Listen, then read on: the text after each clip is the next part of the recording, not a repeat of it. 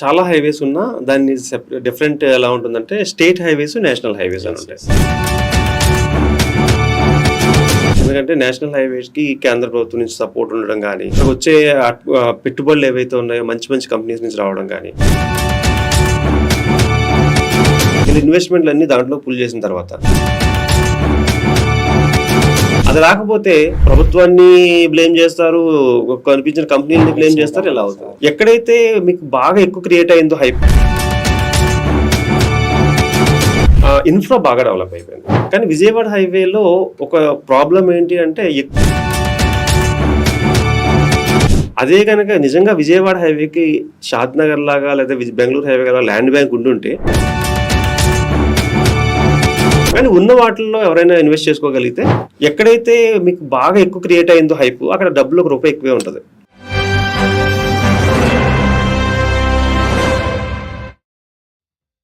నమస్తే. ఒక private real estate కంపెనీలో డైరెక్టర్గా వర్క్ చేస్తూ గత 10 సంవత్సరాలుగా రియల్ ఎస్టేట్ రంగంలో తన సేవలను అందిస్తున్న ప్రముఖ రియల్ ఎస్టేట్ ఎక్స్పర్ట్ ఆర్యన్ గారు ఇప్పుడు మనతో ఉన్నారు. ఆయన అడిగి మన హైదరాబాద్ సరౌండింగ్స్లో ఉన్న హైవేస్ ఉన్నాయి కదా, మేజర్ హైవేస్, సో ఏ హైవేలో ఇన్వెస్ట్ చేస్తే మన పెట్టుబడికి మంచి అప్రిషియేషన్ వస్తుందో ఆయన అడిగి కొన్ని విషయాలు అంతా డిస్కస్ చేద్దాం. సార్ ఆర్యన్ గారు నమస్తే. నమస్తే అండి. సార్, అయితే ఇప్పుడు మనకి ఉన్న మేజర్ హైవేస్లో, హైదరాబాద్ చుట్టూ ఉన్న మేజర్ హైవేస్లో మనం ఏ హైవేలో ఇన్వెస్ట్ చేస్తే మనం పెట్టిన పెట్టుబడికి మంచి అప్రిషియేషన్ వచ్చే అవకాశం ఉంటుంది చాలా తక్కువ టైంలో? సో మనకి చాలా హైవేస్ ఉన్నా దాన్ని డిఫరెంట్ ఎలా ఉంటుందంటే స్టేట్ హైవేస్, నేషనల్ హైవేస్ అని ఉంటాయి. సో నేషనల్ హైవేస్లో ఇన్వెస్ట్మెంట్ ఆల్వేస్ బెస్ట్ అండి. ఎందుకంటే నేషనల్ హైవేస్కి కేంద్ర ప్రభుత్వం నుంచి సపోర్ట్ ఉండడం కానీ, లేదంటే రోడ్స్ చాలా ఫాస్ట్గా మూవ్ అవ్వడం కానీ, అక్కడికి వచ్చే పెట్టుబడులు ఏవైతే ఉన్నాయో మంచి మంచి కంపెనీస్ నుంచి రావడం కానీ. So first I prefer national హైవేస్లో పెట్టుకోమండి అంటాను. స్టేట్ హైవేస్ కూడా డెవలప్ అవుతాయి, కానీ మీరు అడిగింది ఏంటంటే తక్కువ టైంలో డెవలప్ అవ్వాలన్నారు కాబట్టి ఫస్ట్ చాయిస్ వచ్చి నేషనల్ హైవేస్లో పెట్టుకోమండి. సో దీంట్లో బెంగళూరు హైవే కొంచెం ఇప్పుడు హై ప్రయారిటీలో ఉంది. ఎందుకంటే ముంబై హైవే ఒకప్పుడు ఇదే ప్రయారిటీలో ఉండేది. ముంబై హైవేలో ఇన్వెస్ట్మెంట్ అంటే చాలా మంది జనం అటే వెళ్ళేవాళ్ళు. ఇప్పుడు దానికి ఒక సాచురేషన్ పాయింట్ వచ్చేసింది. అంటే రేట్లన్నీ పెరిగిపోవడము, చుట్టుపక్కల ఇన్ఫ్రాస్ట్రక్చర్ పెరగడము, తక్కువ రేట్లో ఇప్పుడు రావట్లేదు అనమాట. దానివల్ల ఏమవుతుందంటే ఆ ఏరియాలో ఇన్వెస్ట్మెంట్ పెరిగిన దాంట్లో పెడితే ఏమవుతుందంటే డబుల్ అవ్వడానికి టైం పడుతుంది. సో ఇప్పుడు షాద్ నగర్లో వ్యాస్ట్ ఏరియా ఉంది, అంటే చాలా పెద్ద ఏరియా ఉండడం వల్ల హైవేకి లెఫ్ట్ కానీ రైట్ కానీ చూసుకుంటే చాలా బ్యాంక్ ఎక్కువ ఉందండి ల్యాండ్. దానికి ఇంకొక అడ్వాంటేజ్ ఏంటంటే షాద్ నగర్కి మన ఎయిర్పోర్ట్ చాలా దగ్గర ఉంది. సో ఎయిర్పోర్ట్ దగ్గర ఉండడం వల్ల అదర్ కంట్రీస్ నుంచి వచ్చే వాళ్ళు ఏం ఆలోచిస్తారంటే అక్కడ దిగిన తర్వాత దగ్గరలో ఎలా ఉంటుందని చూస్తారు. అదొకటి. సినిమా స్టార్స్ అందరూ కూడా పెద్ద పెద్ద పెట్టుబడులు పెట్టున్నారు. బికాజ్ ఆఫ్ మన ఈయన ఉన్నారు కదా, బండ్ల గణేష్ అంటూ సుమా గారికి ఒక మంచి ప్రాపర్టీస్ ఉన్నాయి, నిఖిల్కి మంచి ప్రాపర్టీస్ ఉన్నాయి, నెక్స్ట్ పవన్ కళ్యాణ్ గారికి, రవితేజ గారికి, ఎవరని అందరూ ఇంచుమించు పెద్ద పెద్ద వాళ్ళు పెట్టున్నారు. కానీ అదొక అడ్వాంటేజ్. వాళ్ళు ఎందుకు పెట్టారంటే ఆయన చెప్పారని కూడా పెట్టడం కాదు, అంటే రేపు పొద్దున్న షూటింగ్స్కి రావాలి వీళ్ళు. ఎయిర్పోర్ట్ దిగిన వెంటనే దగ్గరగా ఉంటుంది. ఏదన్నా ఒక ఫామ్ హౌస్ లాంటిది కట్టుకున్నా, లేకపోతే రేపు పొద్దున్న ఫ్యూచర్లో ఒక విల్లా కట్టుకున్నా.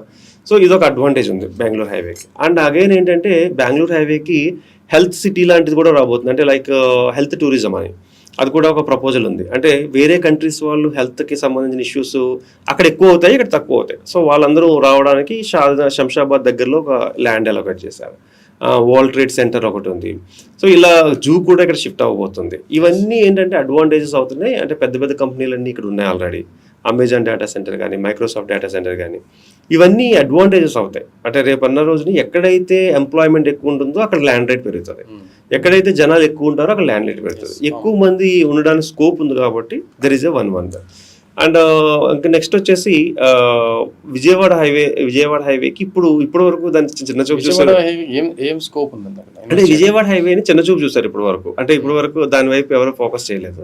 విజయవాడ హైవేలో ఇప్పుడిప్పుడే బూమింగ్ ఉంది. ఎందుకు అంటారంటే అటువైపు అంటే ఆంధ్ర సైడ్ వచ్చిన పొలిటికల్ పార్టీ వాళ్ళు కానీ, ఇక్కడ ఏమవుతుందంటే సూర్యాపేట వరకు అలా చూసుకుంటే, సూర్యాపేట తర్వాత విజయవాడ, ఈ స్కోప్లో ఈ కారిడార్ ఏదైతే ఉందో మీరు రోడ్స్ చూడండి. ఒకప్పుడు విజయవాడ వెళ్ళాలంటే 8 గంటలు పట్టేది, 4 గంటలు 3.5 గంటలు వెళ్ళిపోతున్నాం. అంత ఇన్ఫ్రా డెవలప్ అయింది.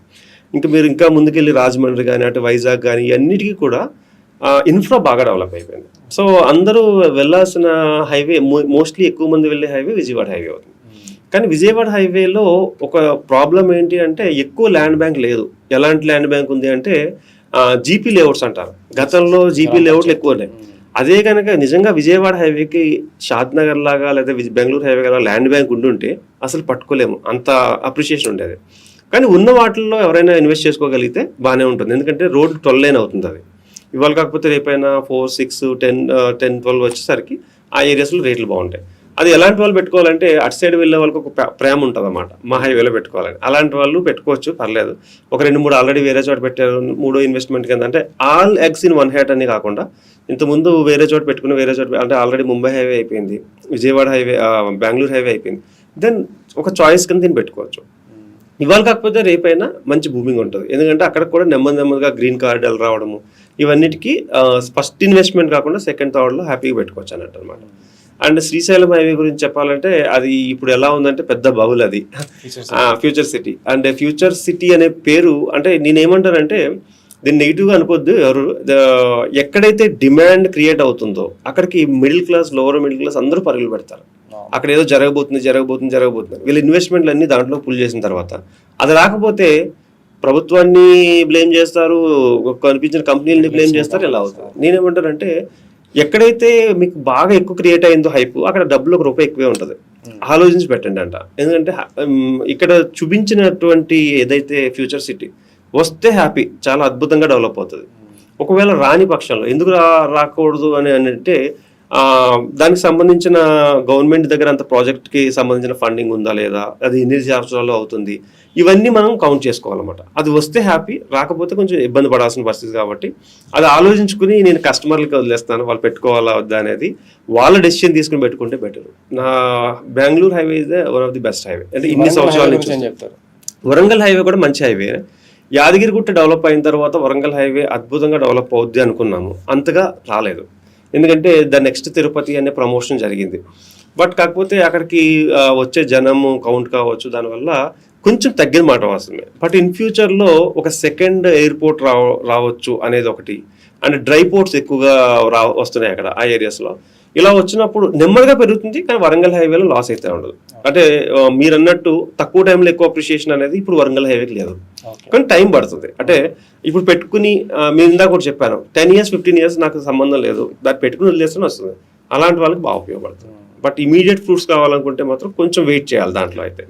మన ముంబై హైవే గురించి, సో ముంబై హైవేలో ఆల్రెడీ సదాశివపేట నుంచి ఇంకా మీకు అంకోల్ టోల్ గేట్ ముందు వరకు కూడా రేట్లు పెరిగిపోయాయి, చాలా బుధేరా దాకా రేట్లు పెరిగిపోయాయి.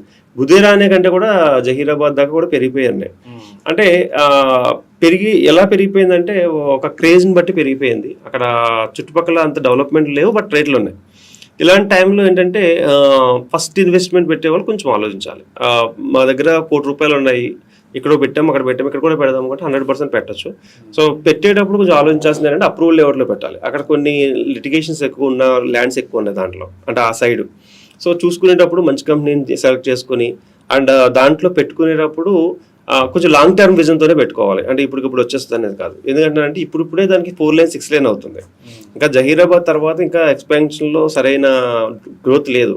ఇప్పుడు బెంగళూరు హైవే బెంగళూరు వరకు కూడా ఉంది, ఏదో ఒక చిన్న సిటీలు జరుగుతూ ఉంటాయి. సో పెట్టచ్చు, అందులో పెట్టచ్చు. బట్ కాకపోతే కొంచెం ఫండ్ ఎక్కువ పెట్టుకుని కొంచెం వెయిట్ చేయాలి ఉంటుంది. మేడ్చల్ రూట్లో Nagpur highway India's longest highway అంటారు. ఎస్, అవునండి. సో ఈ హైవేలో మనం ఎక్కడి వరకు ఇన్వెస్ట్ చేయొచ్చు? మేడ్చల్ హైవే కూడా బూమింగ్ ఉందండి ఇప్పుడు. మేడ్చల్ హైవేలో కూడా మోస్ట్ హ్యాపెనింగ్ హైవే అంటారు ఇప్పుడు ప్రెజెంట్. అవును, అంటే ఎలా అయింది అంటే సడన్ గా వేర్ హౌసెస్ ఎక్కువ ఉన్నాయి అక్కడ. ఆ వేర్ హౌసెస్ ఉండడము, అక్కడ కంపెనీలకి సడన్ గ్రోత్ వచ్చింది దానికి కూడా. మేడ్చల్ హైవేలో ఇప్పుడు ఇన్వెస్ట్మెంట్ పెట్టాలన్నా కూడా ₹1,00,00,000 దగ్గరలో పెట్టాల్సి వస్తుంది. అంటే 50 లక్షలు తక్కువలో సరైన ఇన్వెస్ట్మెంట్ లేదు ఇప్పుడు. నేను ఎవరికి సజెస్ట్ చేస్తానంటే బిజినెస్ లో బాగా డబ్బులు వచ్చినాయి, బట్ ఎక్కడో చోటు పెడితే ల్యాండ్ జరుగుతుంది. Medchal is the best and business people కి మేడ్చల్ హైవేలో మనం ఎక్కడ దాకా వెళ్ళొచ్చు ఇన్వెస్ట్మెంట్? అంటే ఇప్పుడున్న పరిస్థితుల్లో మేడ్చల్ నుంచి 5 కిలోమీటర్ల వరకు, ఒక 5 నుంచి 10 కిలోమీటర్ల రేడియస్ లోపలనే ఉంటుంది బెటర్. అంటే మీరు అలా నిజామాబాద్ దాకా కూడా వెళ్ళిపోతున్నాయి, కానీ బట్ నేనేమంటాను మేడ్చల్ సరౌండింగ్స్ చూసుకుని ఒక 5 కిలోమీటర్ రేడియస్ లో పెట్టుకోగలిగితే బాగుంటుంది. ఎక్కువ సజెస్టబుల్ ఎవరికి అంటే బిజినెస్ పీపుల్ కి బెస్ట్ ఉంటుంది. ఎందుకంటే వాళ్ళు రేపొద్దున ఫ్యూచర్ లో అంటే ఇండస్ట్రియలిస్ట్కి, ఎవరైతే ఇండస్ట్రియలిస్టులు ఉన్నారో ఆ ఏరియా అంతా కూడా వాళ్ళకి బాగా సపోర్ట్ అయ్యే ఏరియా అనమాట. సో నెక్స్ట్ వచ్చేసి బిజినెస్ పీపుల్ ఒకటి, ఇండస్ట్రియల్ వాళ్ళు ఒకళ్ళు, ఏదైనా అంటే జాబ్స్ డిఫరెంట్ జాబ్స్ 2-3 చేసే వాళ్ళు ఉంటారు కదా, అంటే ఎక్కువ అమౌంట్ ఉన్నది అన్నప్పుడు వాళ్ళు అటువైపు వెళ్ళొచ్చు. ఓకే సార్, అయితే ఇప్పుడు మా వ్యూవర్స్ ఎవరైనా మిమ్మల్ని కన్సల్ట్ అవ్వాలి, మీ సజెషన్ ఏదైనా కావాలి అనుకుంటే వాళ్ళు మిమ్మల్ని ఎలా కన్సల్ట్ అవ్వాలి? First of all thank you 3TV. And మీరు ఎవరైనా అంటే దీనికి ల్యాండ్లో పెట్టాలి, ఇన్వెస్ట్మెంట్ పెట్టాలనుకున్నప్పుడు ఏ సెషన్ కావాలైనా కూడా నేను కానీ మా టీం కానీ 100% మీకు సపోర్ట్ చేయడానికి రెడీగా ఉంటాము. ఎలాంటి క్వశ్చన్స్ అయినా పర్లేదు, అది sometimes simple and silly question అవ్వచ్చు, but we will answer you with my knowledge. And mobile number వచ్చేసి 9391151121. Thank you. So thank you sir Aryan గారు. థ్యాంక్ యూ అండి.